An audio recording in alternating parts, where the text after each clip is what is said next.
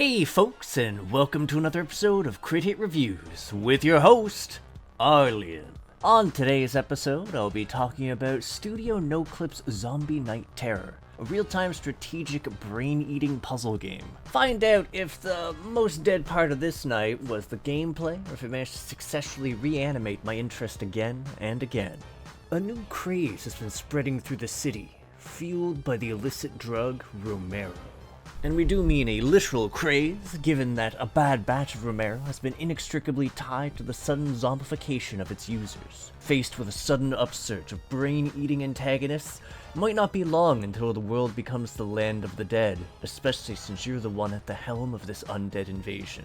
As dramatic as all that sounds, Zombie Night Terror is a comedy at heart, something that becomes rapidly apparent once you start watching the inherent goofiness of the stage openings alongside what the survivors say and do during the missions. That, and also just some of those news reports. Still, it never quite reduces itself to just being a gag, as there's a coherent narrative that ensured I remained thoroughly invested in what was coming next throughout the story. And this extends to the gameplay as well, given that you're effectively running an army made of witless minions. In fact, one of the biggest strategic elements of the game is keeping your zombies on task, given they'll actively throw themselves into harm's way like a pack of brain-eating lemmings. Sure, it starts out easily enough at first, as the game is fairly generous in providing you opportunities to test out and learn abilities, as well as the proper applications of the various zombie subtypes as they're introduced. Something made even more important by the different ways in which abilities interact with different zombie types. That said, it doesn't take long for things to become more complex. Not only do stages begin to introduce trickier environments and obstacles to navigate, you'll also find yourself facing off against an increasingly diverse array of enemies, whose unique traits leave them well equipped to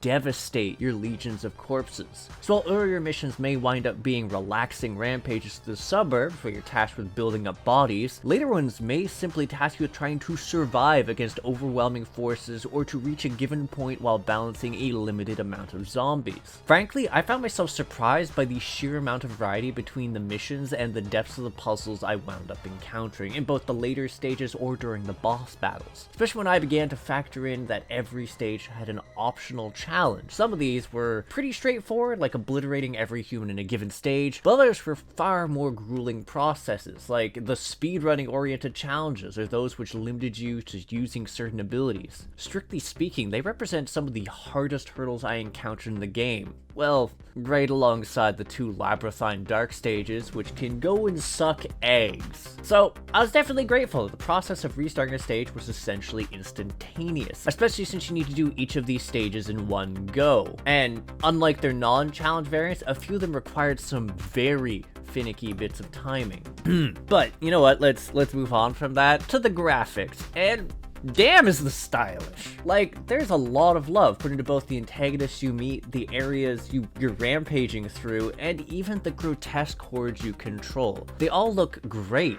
The music's no slouch either, providing some seriously bopping tunes to accompany your apocalyptic adventures. And there's a lot of variety to be found there, and I adored how they managed to get me hyped while simultaneously invoking my love of cheesy horror flick tunes. Anyways, that brings us to our conclusion. I'll be upfront, I really liked Zombie Night Terror through and through. Its story is an absolute blast to watch, and also that even when I found myself stumped by some of the more vicious puzzles or challenges, I was still driven to continue moving forward. Plus, the majority of the moments where I found myself baffled by how to progress, it was due to me pursuing the optional challenges, as I could normally figure out where a given run went wrong and learn from my mistakes. Overall, I'd say Zombie Night Terror is an easy to pick up and highly enjoyable puzzler, and a major hit in my book. Anywho, thanks for tuning in. If you agree, disagree, or just have something to say to me, feel free to comment. If you have an interest in supporting my efforts to create new indie reviews, interviews, and gaming content, hit the subscribe button and the bell so you know there's a new release. And, you know, there's also a Discord, links in the description. You can become part of our community, the Crit Hit Cauldron. That said, I'll catch you on the next episode of Crit Hit. Take care till then, folks.